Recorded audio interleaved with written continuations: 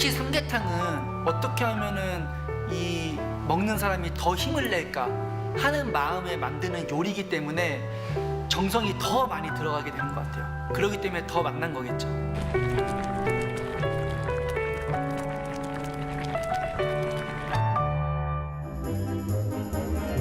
제가 좋아하는 재료가 밤이어가지고 그 밤 한 알, 두 알 정도는 마지막에 최대한 아껴두다가 딱 먹는 스타일입니다. 촬영 시작 전부터 삼계탕만 그려지고 있어요. 예. 오늘 삼계탕 먹어야 될 것 같습니다.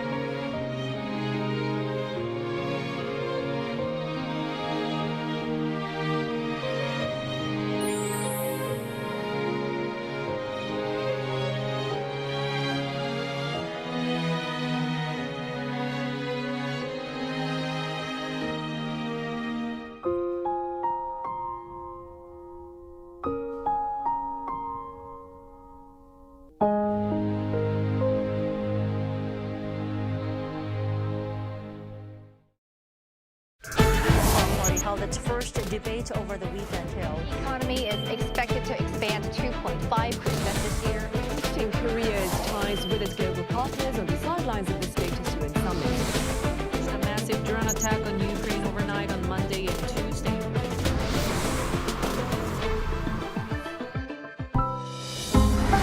Arirang.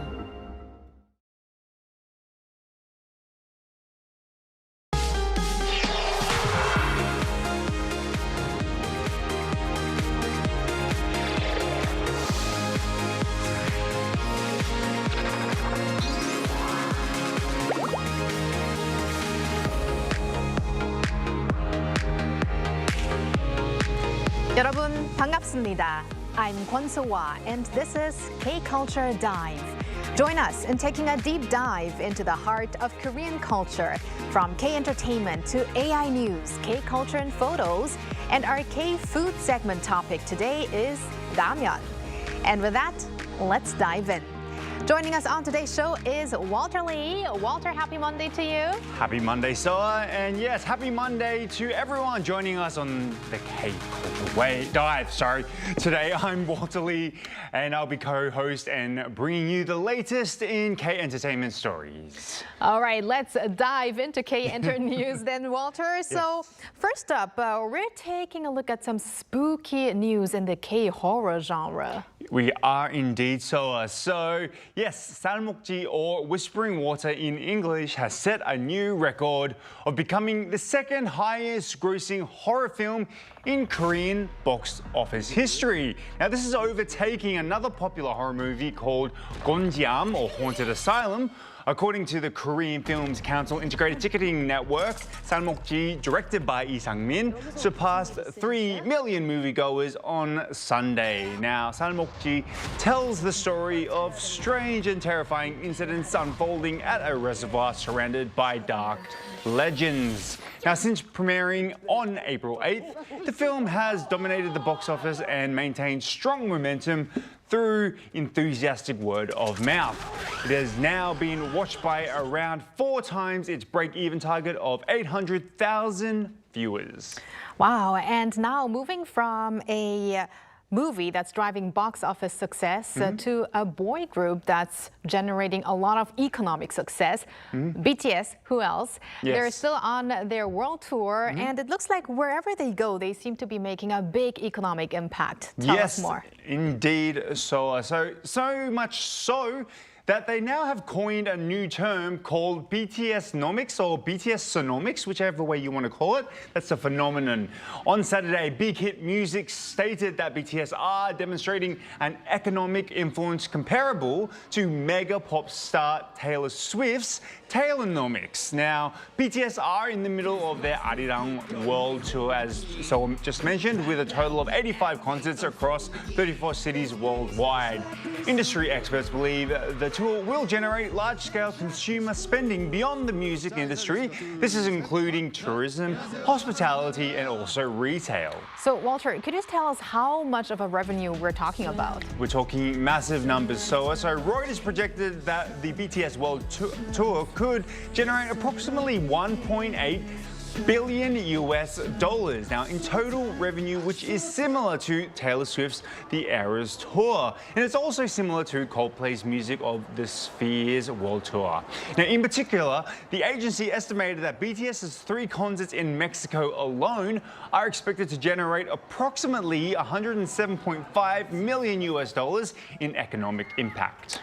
Incredible. And now, Walter, last but not least, we're going to talk about Lisa and soccer. Yes, indeed we are. Those two don't usually go together, but today they do. US sports publication The Athletic reported on Friday local time that Lisa had reached an agreement with FIFA to perform at one of the opening games at the 2026 FIFA World Cup, scheduled for next month. Since the World Cup will be co-hosted by the United States, Canada and Mexico, opening ceremonies are expected to take place in all 3 countries. And we are, of course, talking about Blackpink's Lisa. I should have mentioned that. But when exactly is Lisa going to perform? Okay, so according to the report, Lisa will perform before the United States v Paraguay match at Sophie Stadium in Los Angeles County. Fellow performers are expected to include Katy Perry, Future and Sanjoy. In Toronto, the opening event is set to feature Michael Bublé, Alanis Morissette and Alicia Cara. Meanwhile, performers at Mexico's Estadio Azteca are expected to include Mané, Alejandro Fernandez and Belinda. Now, Lisa will be the second K-pop artist to appear on the World Cup opening stage. Previously, Jungkook from BTS performed the official World Cup song Dreamers during the opening ceremony of the 2022 FIFA World Cup in Qatar. All right, thank you very much, Walter, for those updates, and stick around. Will do. And now we move on to our AI anchor Arirang for more on the culture front. Arirang. Thanks, Sua. Here's your AI guide to the latest cultural headlines from Korea. Let's begin with our top story. A 628-year-old royal appointment decree issued by King Taejo of Joseon has been unveiled to the public for the first time. The 1398 Wangji, a royal document used in the early Joseon era to appoint senior officials or deliver royal orders, is now on display at the National Library of Korea. Library officials said the artifact had previously been unknown to scholars and carries significant historical value for research into the early Joseon government and personnel system. Alongside the Wangji, the library is also showcasing other rare historical texts at its old and rare collection room, which will be open to the public through March 21st, next year. The Culture Ministry will hold a commemorative event on Friday at Gyeongbokgung Palace to mark the birthday of King Sejong the Great. Designated a National Commemorative Day in 2024, the day honors King Sejong's birth on May 15, 1397, and his legacy. The event, set to begin at 6 p.m. at Hungnaemun Square, will be hosted by actor Yoo Seung-young and feature a variety of events, such as traditional arts performances and contemporary reinterpretations of Korean dance. The ceremony will also include awards recognizing contributions to the Korean language, Hangul, along with a wide range of public exhibitions and interactive programs. Those wishing to attend can apply online through the ministry's website, www.mcsd.go.kr. Korea Heritage Service Chief Min has reaffirmed that a heritage impact assessment is required for the high-rise project near Jongmyo Shrine, a UNESCO World Heritage Site. He warned that the Heritage Agency would take additional action if Seoul City officials proceed with project approval without complying with the assessment order. Last week, the Heritage Agency sent an official notice to the Seoul City government ordering an impact assessment in its first administrative action over the planned high-rise redevelopment near Jongmyo. Much attention is now on Seoul City's response, as the city government pushes to finalize the project. That's all from me. Turning now to a quick look at more K-culture stories making headlines today.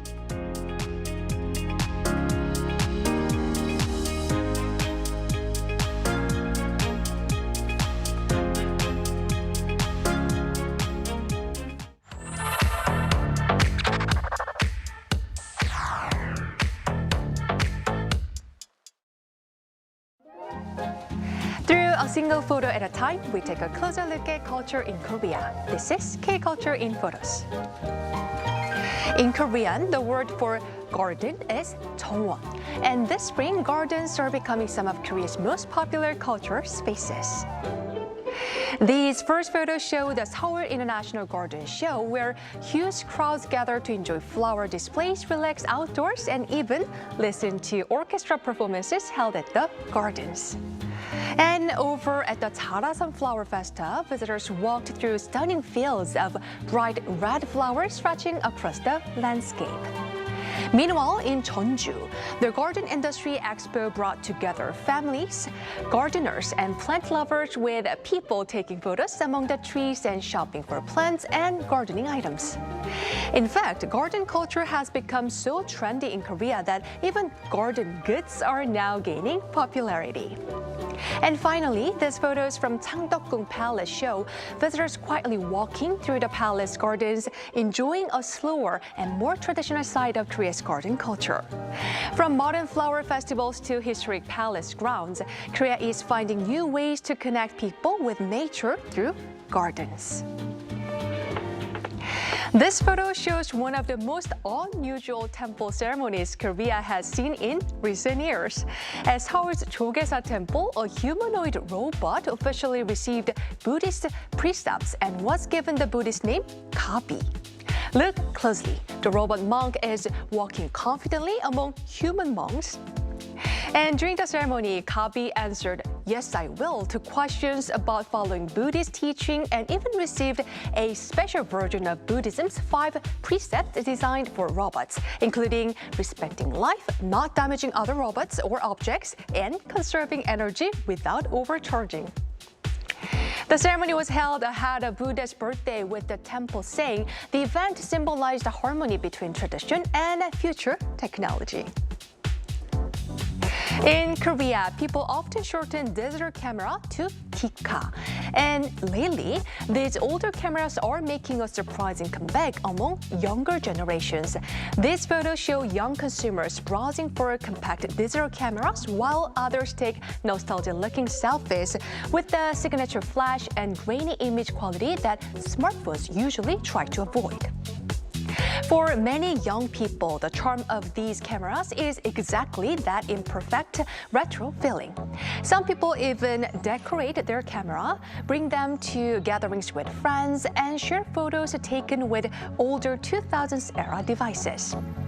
And on a related note, retro electronics in general are also gaining popularity in Korea. These photos were taken at a Korea Electronics Company's retro-themed exhibition space in Seoul. Here, visitors can explore vintage-inspired TVs, radios, and audio devices.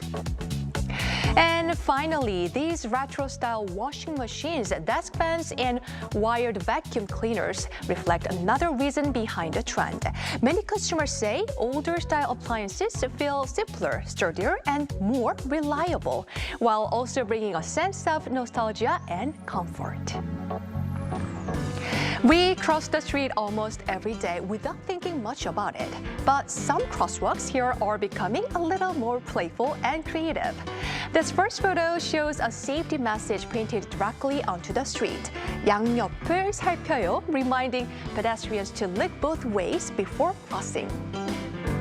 And these next crosswalks feature bird footprints and human footprints designed into the pavement.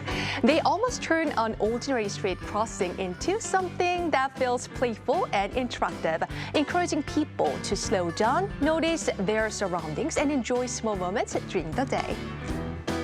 And finally, this Nido crosswalk or Metamon crosswalk appeared in Seoul's Jamsil district during a Pokemon-themed event.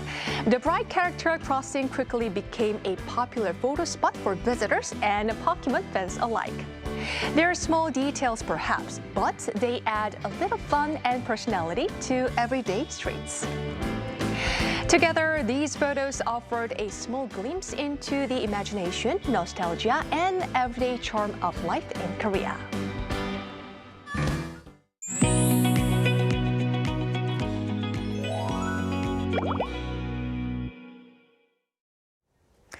The popularity of K-ramyeon, Koreans' favorite instant noodles, now goes far beyond Korea as it continues to captivate taste buds around the world. Now, last year, Korean ramyeon exports surpassed $1.5 billion for the first time. Now, Walter, can you believe that in just 3 years, exports of ramyeon, the volume actually almost doubled? That's truly incredible, but I can really understand why. And actually this year, what's quite interesting is that the word ramyeon was actually put into the English Oxford Dictionary or the Oxford English Dictionary. So it really feels like this is a food that's taking over the world these days. It is, and I feel like K-contents such as K-pop Demon Hunters, where Huntrix devours ramyeon, is actually going to lead to an even greater interest into ramyeon. So obviously, today's K-food topic is ramyeon, and our cooking content creator Matthew joins us for more. Welcome back, Matthew. Hello, Matthew. Hello, guys. Nice to see you again. It's been a long time, right? These days, the weather in Korea is so good, so Right. yeah, I feel like going to Hangang Park and having ramen like almost every day, which is like the Exactly. very big part of Korean culture. So Right, it Yeah. is, yeah. And Very so happy. we're actually going to talk about that as well in a bit, about where to eat ramyeon, such as at Hangang River. But first and foremost, let's talk about the global popularity Right. rising. So, Matthew, personally, when did you really feel like the level of popularity for K-ramyeon has grown so exponentially? So since I was for a long time in Korea, since I was very young, like I always liked it, but I felt a little bit like I wish it's more famous all around the world. But I think during the COVID pandemic, it became very popular because like everyone stays at home, we watching YouTube and we watching TikTok. So like everyone making some like kind of a challenges to eat ramen or like mix it with each other. But I think that was the period that became that the K-ramen became very famous, and after I think also like K-pop idols or K-dramas, they started like eating K-ramen on live streams. So I think that was the starting point that went very famous all around the world. Right. Yeah. I mean, earlier Walter mentioned BTSnomics, but also BTS's love for ramen, for instance, went viral as well, which also led to a bigger interest. Right. They also make the recipes. Right. So like all BTS fans, they are trying to kind of follow the recipe, which is very, it makes very viral. So. Exactly. Talking about like recipes, you're a person who has, your content is mainly cooking, and you've actually created a lot of different ramyeon sort of dishes or related content. Right. Now, in your opinion, what is the biggest appeal of K-ramyeon, and how does it differ from, let's say instant noodles that we see in the Western countries or other countries as well, from, just other countries in general? I think also like the packaging part is very appealing when you go to the supermarket or even the convenience store, but like the flavor itself is like spicy, very savory, the rich flavor, and it feels very addictive. Once you try it, you have to finish the whole bowl. So I think that's the main part. But also there's many kinds of Korean ramen. So you can choose the one with the hot soup, mild spicy, not spicy, very spicy. You can make a challenge with that. You can like do the cross recipe with some other ingredients. So I think that's the very big part, the fun part of eating K-ramen. Right, then. So, yeah. Matthew, what's your personal favorite then among those? I think it depends on the day. Like if it's rainy, we feel like eating something like kind of kalguksu kind of thing. Like the broth, it's very deep taste with the seafood, but you can also cross it with other things. But like you can also choose like I like jajang ramen, which is very popular. If you don't feel like to eat something spicy, you can just eat it with like green onion kimchi or like fry some samgyeopsal and eat it together, so it feels very nice. It does sound delicious indeed. Now, Yeah. when I was a content creator, I also got on the spicy ramyeon challenge. It was very popular, and for me, I actually suffered quite a lot. I was Yeah. crying and I was coughing, and it was not a good look. But among all the ramyeon that you've tried, especially around the spicy side, what was the most high level of intenseness that you've experienced, and how would you rate your own spice, let's say, tolerance? I think my own tolerance for spicy ramen or other foods, it's I think higher than average. But like those all the new products these days on the market, they feel like at first when you try it, it feels okay. But when the time goes, it's like making you sweat and like it's so spicy. So like I'm not very good yet with those, but it's just fun to make a challenge. So. But I think if you can eat the original ramyeon, I think that already says it all. You have a tolerance above the average. Right, because the standard level of spiciness in Korea is it's pretty spicy for foreign people too. Right. So like for me, it feels, oh, it's not spicy. We would say like, oh, you try, 안 맵다. Like we always say like, it's not spicy, but for foreign people, it feels spicy. Right. Just the standard level, so yeah. So foreigners might have to put a little less of the soup powder inside the ramen, for instance. And speaking of which, everyone seems to have their own unique way of cooking ramen, like when to add your soup, or whether you add the noodles first or the powder first, and also how much of water is needed to have the perfect ramyeon. So do you have your own kind of ramen cooking philosophy? I think I put the soup first. So after you put the noodles, it makes the flavor of the noodles itself like deeper taste. But if you like more spicy or more deeper taste flavory, I think you should use a little bit less water. But you can also cross it with like some eggs, or you can put some green onions. You can put minced garlic, so it makes like feels more like a dish than just a ramen. So it's very fun to play with the ramen. You don't have to always stick to the recipe. You can just you can just play with it. So it's very nice. Well, speaking about recipes, do you have any ramen recipes that you yourself make often? And if so, could you maybe share any particular creative or unique ramen recipes with us? I think I like to use just the slice of the cheese on top at the end, because it makes it more like rich taste, and the soup feels creamy, and like the spiciness brings a little bit low. So I think that's for those who cannot like handle spicy a lot. But I think I like just the standard one when we put green onions, eggs, or like just minced garlic, because it feels very like K-ramen.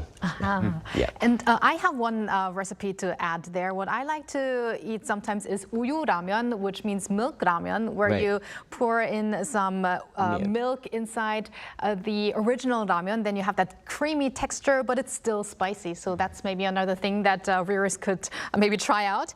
But let's now talk about some of the best places to eat ramen. You earlier mentioned it, Matthew. The weather is great. It's great to have ramen at Hangang River. So tell us more about that and maybe some other locations or situations. I think during living in Korea, the ramen, even if you eat the same ramen, like it differs what place or what weather, what time you're eating. But like usually we feel like if we go for hiking, which is Dingsan, right? Or Hangang 공원, which is like Han River Park. Or like if it's rainy or sunny, because if it's rainy, we stick to the hot broth. But if it's sunny and hot, we stick to the cold noodle, which we cross with other like cold eggs, or we put some cucumber on top. So I think in Korea, like Korean people, they like to experiment with the food, like with the ramyeon. So it's not just like the simple kind of snack. It feels like a culture for me, so it's very nice. And also, I just saw in the video that you actually have your own ramen making machine.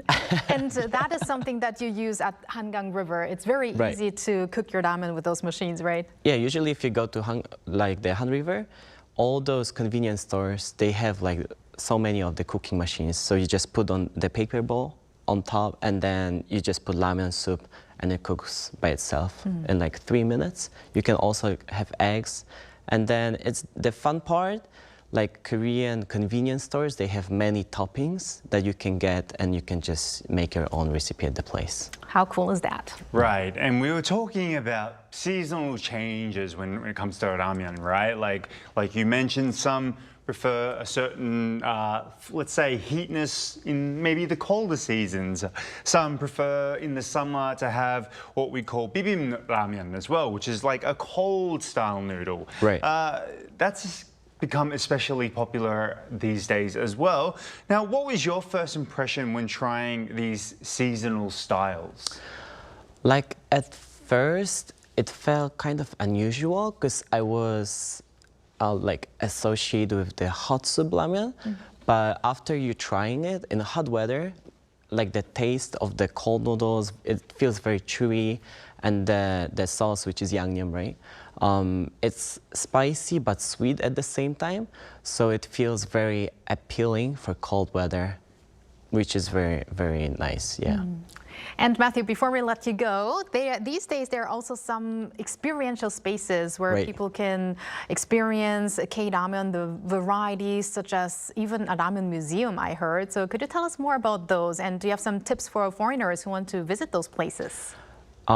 Even my sister, sometimes she send me like some kind of links on TikTok or Instagram, but it feels kind of nice to see this and to like let people know, get to know, like they have ramyeon 편의점, we say, the convenience store for the ramen, which you go, and then not only the viral ramen, they have like many hidden ones or the seasonal ones, which is very good experience if you visit Korea. And I heard they have many becoming like kind of viral all around the world. So if you come to Korea, I think you should try to experience that, because they have like many of these days. So it feels very nice experience.